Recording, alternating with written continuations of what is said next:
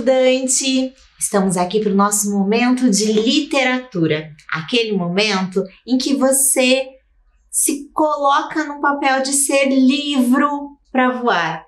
Por meio dos livros, das histórias que a gente conhece, que a gente ouve, que a gente lê, a gente pode voar, a gente pode ir para outros mundos sem precisar sair de casa. Eu sou a professora Alessandra e hoje vou apresentar uma história diferente para você. Para isso, eu preciso que você preste bastante atenção nas maneiras diferentes que nós temos para contar histórias, para escrever. Eu vou te mostrar dois exemplos. Nós podemos escrever por meio de prosa ou verso. Você sabe bem a diferença entre prosa e verso? Eu trouxe apenas dois exemplos, bem curtinhos, só para que a gente consiga perceber a diferença. Quando a gente escreve em prosa, a gente usa a linha até o final. E depois passamos para a linha seguinte e vamos ocupando dessa forma o espaço que temos para escrever. Podemos organizar em parágrafos. As ideias ficam assim organizadas, usando sempre todo o espaço disponível. A gente muda de parágrafo quando a gente vai inserir uma nova ideia. Já quando escrevemos em verso, a gente não usa a linha até o final, consegue perceber? Elas são mais curtinhas. Pode ter pontuação, como a gente tem aqui no caso, ou não precisa também. Nós vemos esse tipo de construção são os poemas. Poemas são escritos em verso, então a gente usa aqueles pedacinhos só. Então, a gente precisa mudar de linha a toda vez que a gente precisa, aqui no caso, do poema. Pode ser com rima, pode ser que não tenha rima também. As letras de música também seguem mais ou menos essa estrutura, você já deve ter percebido, né? Aqui, o que tenho como exemplo é um trechinho do Manual de Desculpas Esfarrapadas, do escritor Léo Cunha. Outro dia, numa palestra, eu escutei uma frase genial do Pedro Bandeira, aquele escritor que você deve estar cansado de conhecer. É aquele mesmo dos caras, da feiurinha e outros tantos livros. Só um exemplo. Conhece esse escritor, Pedro Bandeira? É ótimo. Dessa coleção dos caras tem uma série de livros muito interessantes, que tem investigações. É bem bacana, tá? E o Fantástico Mistério de Feiurinha, do qual você também já deve ter ouvido falar. Ele está contando alguma coisa pra gente. Veja bem a ocupação do espaço na folha. Você também já pode ter ouvido falar em um dedinho de prosa, como uma conversa, não é? Já conseguiu relacionar bem, né? Enquanto que o verso, nesse caso, temos rimas. São usados nos poemas principalmente, ó. A torre era um pote de aveia, a varanda uma correia, a princesinha cateia, no chão resto de sereia, a bandeira um pé de meia, fedida, furada e feia. Também do escritor Léo Cunha, Vendo Poesia. É um livro dele que traz muitos poemas. Bom, você percebeu que eu falei poema e falei poesia. Também é importante a gente se atentar para a diferença entre eles. Poema é essa estrutura, a estrutura que a gente usa em versos, enquanto que poesia é a linguagem que a gente usa para poder expressar. Eu posso ter poesia, então, na prosa também. Vamos ver como é que isso pode acontecer? Olha lá. Então, o que é poesia? Você saberia me responder agora imediatamente? Se eu te disse que aquela forma de se colocar no papel pode ser prosa, pode ser verso, a linguagem ali representada é que pode ser poética, pode ser poesia. Então tem uma definição um pouco simples aqui para a gente tentar se aproximar do que é poesia. É tudo aquilo capaz de provocar emoções e despertar sentimentos. Então você pode tentar imaginar agora em que situações da sua vida, do seu cotidiano, do seu dia a dia, você pode encontrar poesia. E não precisa ser só no que a gente está lendo, pode ser em situações que estamos vendo, vivendo também. Como será que isso acontece? Vamos olhar um exemplo. Você consegue ver poesia nessa imagem? Observe ali comigo. Eu tenho um livro e tem uma paisagem ao fundo. E os dois estão interligados. Vamos olhar bem os detalhes dessa imagem. Olha que interessante. O livro está derramando até aqui um pouquinho de água, né? A gente está vendo da própria paisagem que está transbordando, está passando do livro. Assim como quando nós fazemos leituras, nós estamos vivenciando também. Então aqui a gente tem uma representação de uma imagem bastante poética, de como a gente pode ver a poesia em diversas situações, naquela paisagem ou numa história sendo contada também, ali como tem no livro. Quando estamos falando de uma história que não está escrita em versos, como nos poemas, nós estamos falando de prosa poética, que é a história que nós vamos ver hoje. Então, a gente vai conhecer um pouquinho de prosa poética. Então, é uma história contada, aparentemente como as outras histórias que conhecemos, mas com uma linguagem poética, explorando bastante esse despertar dos sentimentos, das sensações e das emoções também. Eu vou te convidar a fazer um exercício simples agora, mas bem profundo. Vamos tentar ver algumas situações em que a gente pode encontrar poesia. Lembre-se de que é aquele despertar de sentimentos e emoções. Então, um convite. Vamos procurar poesia nessas imagens aqui? A primeira que eu vou te mostrar é essa. Uma paisagem simples. A gente está vendo ali, por exemplo, uma flor. As flores são bonitas ali, elas podem despertar um sentimento, podem te trazer uma lembrança interessante. Mas você pode enxergar poesia aqui. Nessa paisagem tem poesia, se ela me despertar qualquer tipo de sentimento. Veja que a sensação despertada por essa imagem em mim é diferente da que pode despertar em você. É muito particular, depende muito das nossas vivências, da experiência que a gente tem, do conhecimento prévio das coisas, de tudo que a gente já viveu até hoje e de tudo que a gente já leu, já sentiu também. Então, olha que interessante. Pensou um pouquinho em como isso te despertou qualquer tipo de sentimento? Se não for numa paisagem, em que outra situação do nosso cotidiano podemos ver poesia? Como é que a gente pode enxergar poesia? Eu trago para você este outro exemplo. Nós temos aqui um abraço, que pode ser um abraço entre irmãos, pode ser um abraço entre amigos, familiares, enfim, pessoas de quem a gente gosta. Isso pode nos remeter a alguma imagem da nossa infância, da semana passada, algo que a gente viveu do ano passado, de hoje mesmo. Pode me lembrar de diversas situações, pode me remeter também a um filme que eu já vi, a um livro que eu já li, a uma música que eu escutei. Pode ter poesia, então, num gesto.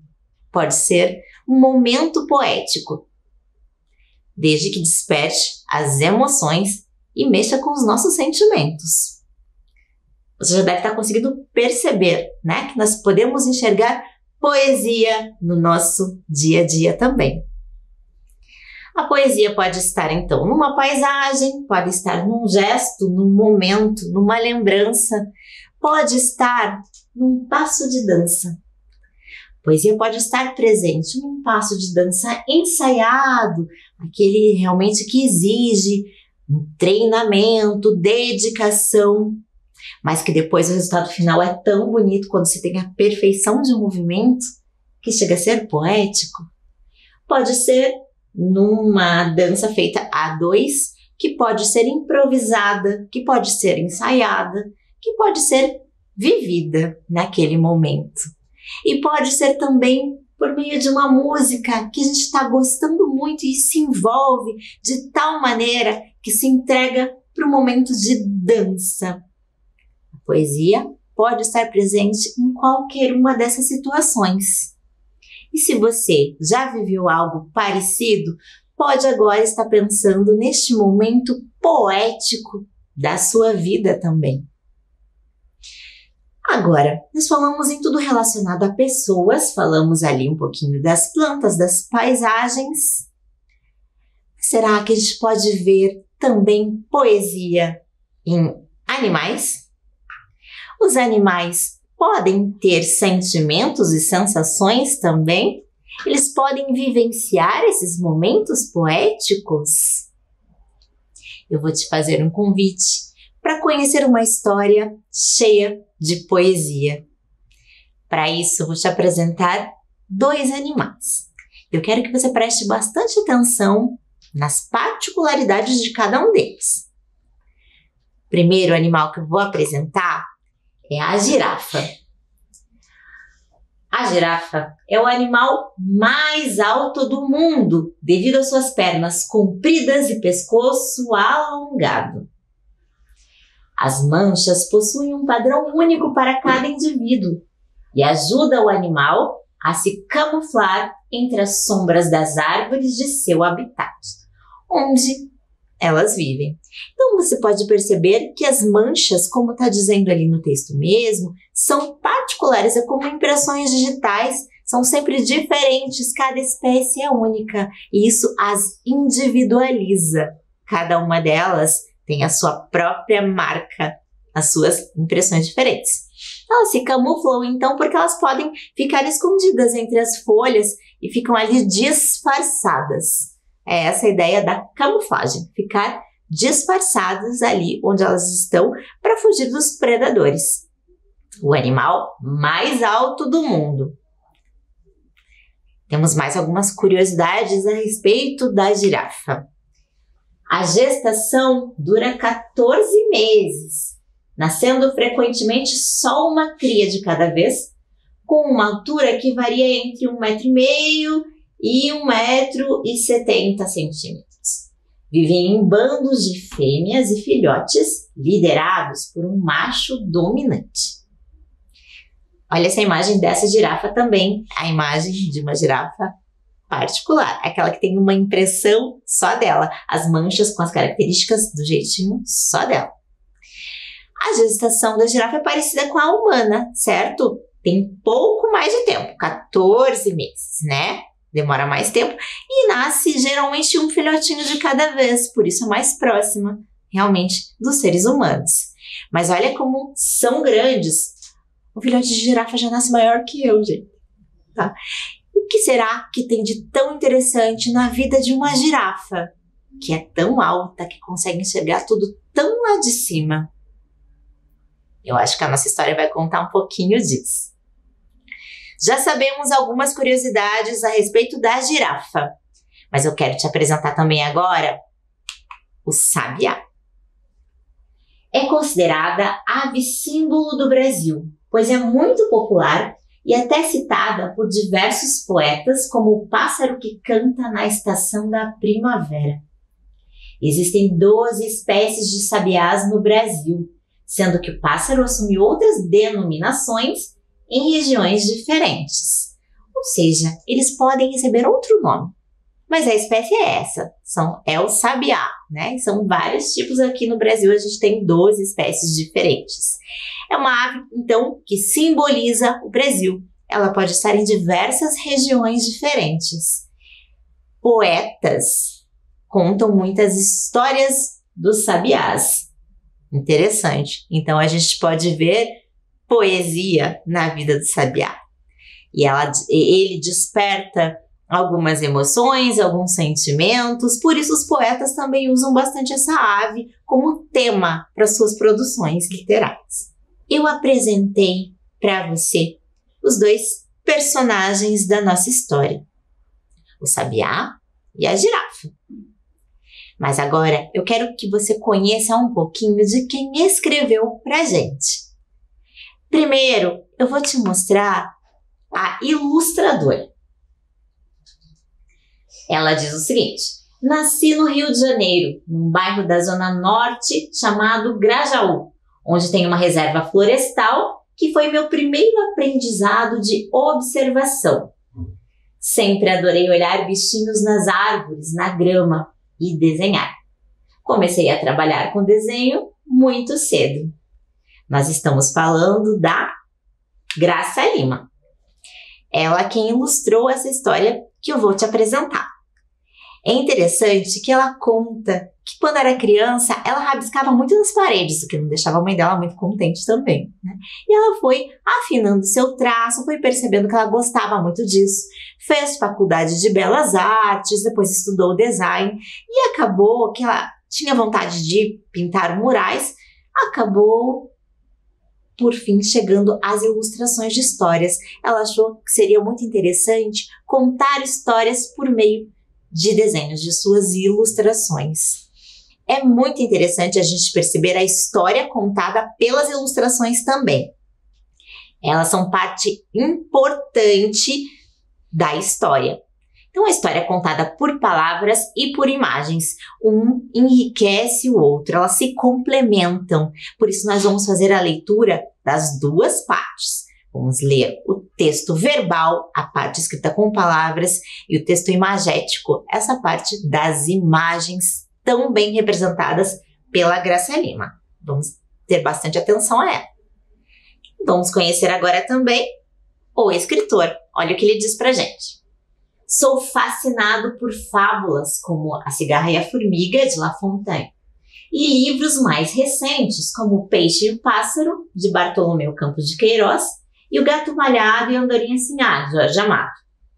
Em todas essas histórias, uma dupla de bichos bem diferentes se encontra e descobre laços inesperados, afinidades, harmonias.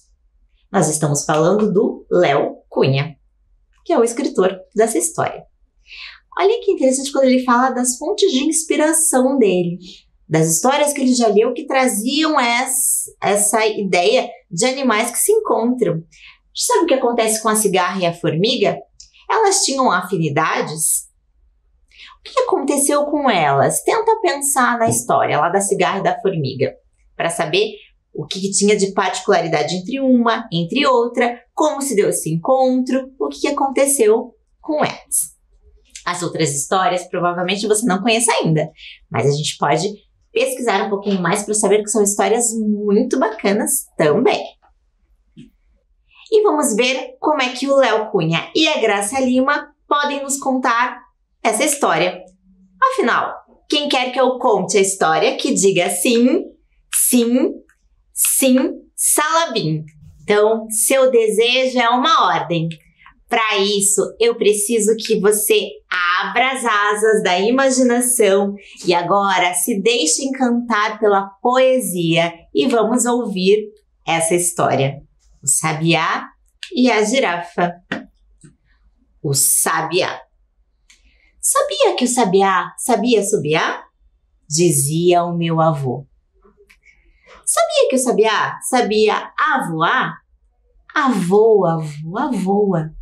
E de ave ele entendia. Mas o sabiá da minha história não sabia avoar. Assobiar ele sabia. Mas que mais batesse as asas, o sabiá não subia. Avoa, sua voa. O pobre não decolava. Pulava lá do galho, aterrissava na bacia. Não desistia o sabiá. Saltava, caía. Pulava, caía. Tentava, caía. Sabiá na bacia. À toa, sua toa. Todo mundo até ria, mas no fundo já sabia. O sabiá não sabia voar. Vivia a assobiar seu apetite, comer o ar, caber no ar, passar por cima das casas, das ruas, das gentes, do medo. Passar de passarinho, passear devagarinho, sem pra onde nem caminho, à toa, a esmo. Só queria mesmo voar. Sonhos também havia. Asas arranhando a barriga das nuvens, voos atravessando a manhã vazia. Mas entre as trapaças da brisa, o sabiá não saía.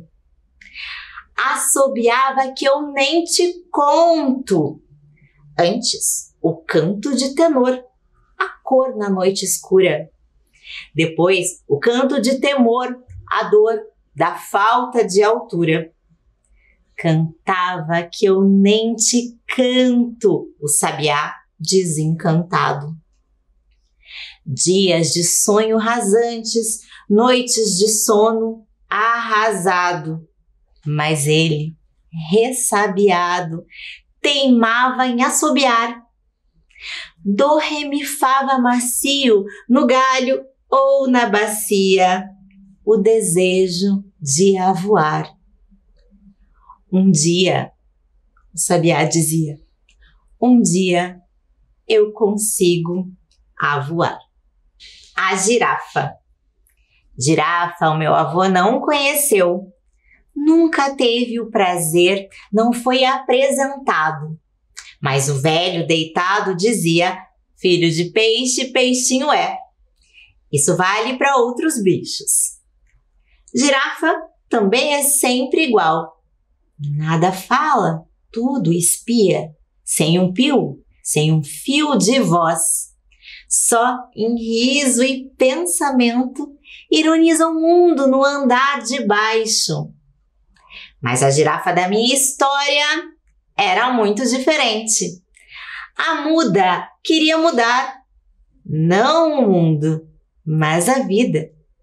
Queria enganar o silêncio que lhe esganava a garganta.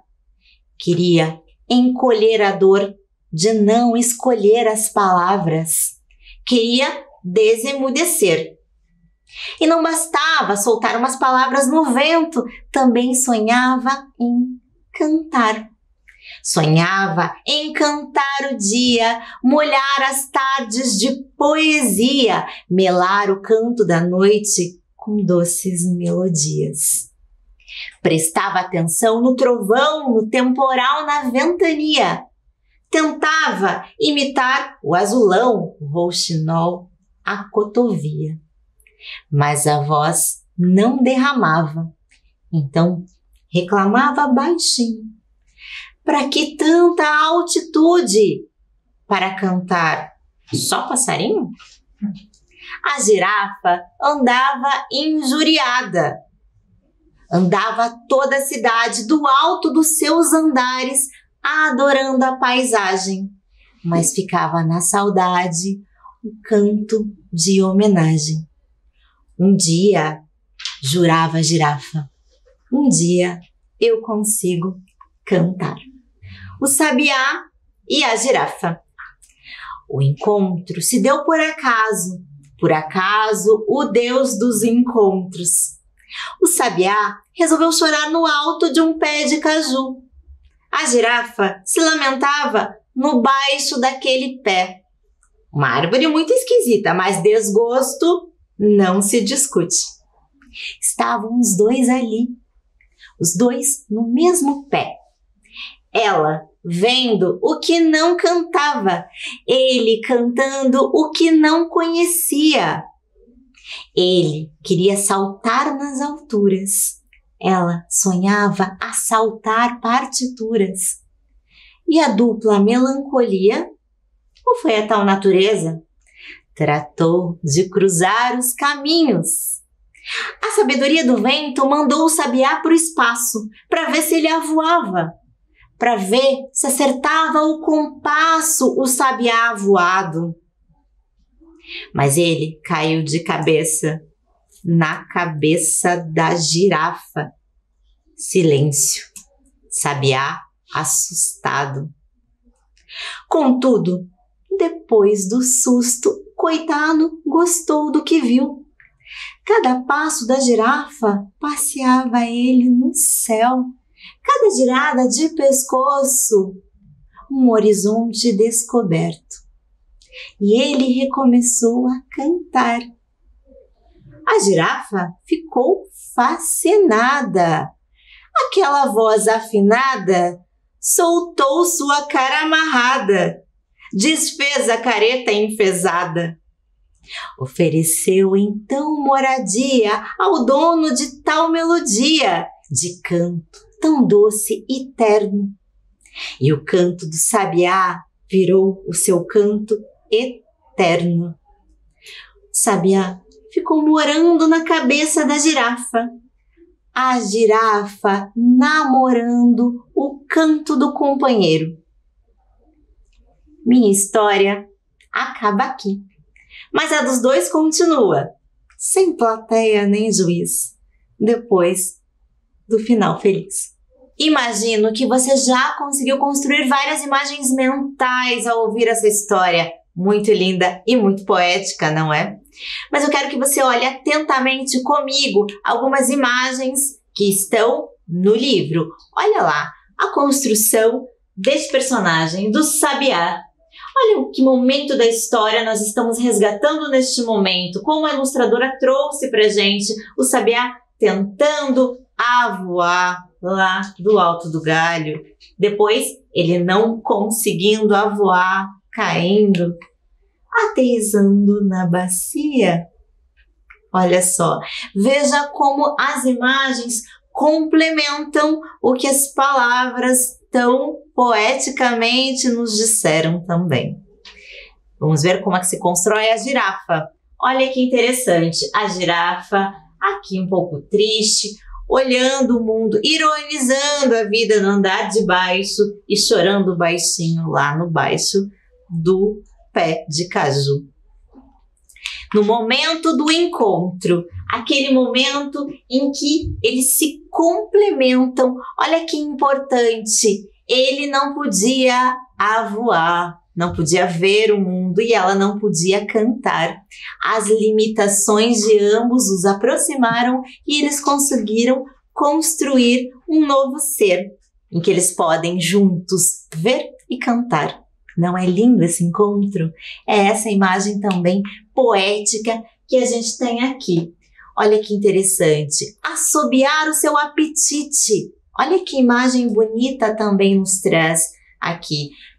Comer o ar, caber no ar, porque ele queria voar. Pense também mentalmente, construa junto comigo essa imagem agora. Como seriam essas asas arranhando a barriga das nuvens? Voos atravessando a manhã vazia.